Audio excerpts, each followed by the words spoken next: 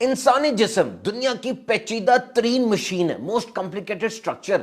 10 اس میں سسٹم کام کر رہے ہیں. یہ اسکیلیٹل ہڈیوں کا، یہ ہضم کا، ڈائجسٹو ہے، سانس کا، اور 78 آرگنز ہیں، مختلف عضو، آنکھ، جگر، گردہ، دل، پھیپڑا، اور 5.6 لیٹر خون گردش کرتا ہے پورے جسم میں، اور دن میں 12,000 میل کا سفر طے کر لیتا ہے. اور 37 کھرب خلیے انسان کے جسم میں سیلز ہیں.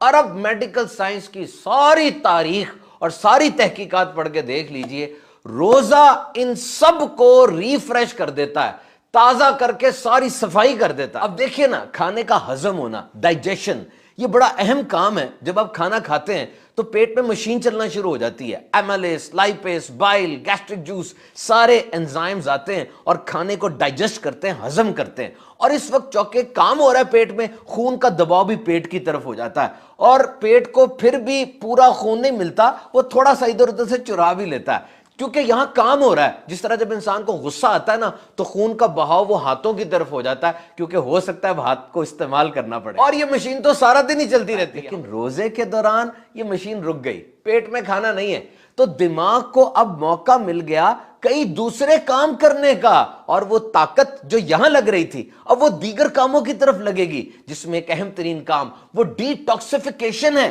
یعنی جسم سے زہریلے مواد کا اخراج.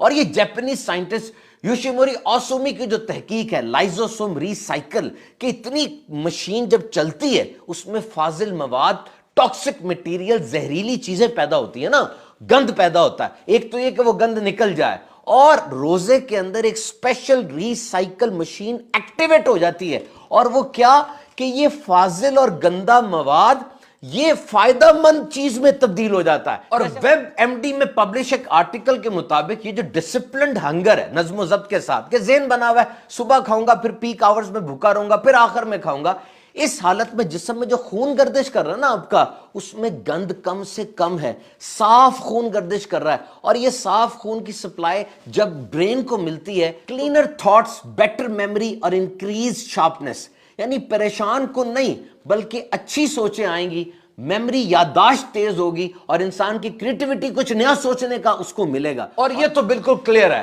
کہ روزے میں انسان کے اندر برداشت پیدا ہوتی ہے، فوکس اور مائنڈفلنس. آج جو دنیا میں نفسیاتی بیماریوں کا ایک سونامی آیا ہوا ہے، اوور تھنکنگ کی وجہ سے، روزہ سوچ کو سیٹ کر دیتا ہے کہ دیکھ بندے، تو بھوکا، تو پیاسا صرف اللہ کی رضا کے لیے.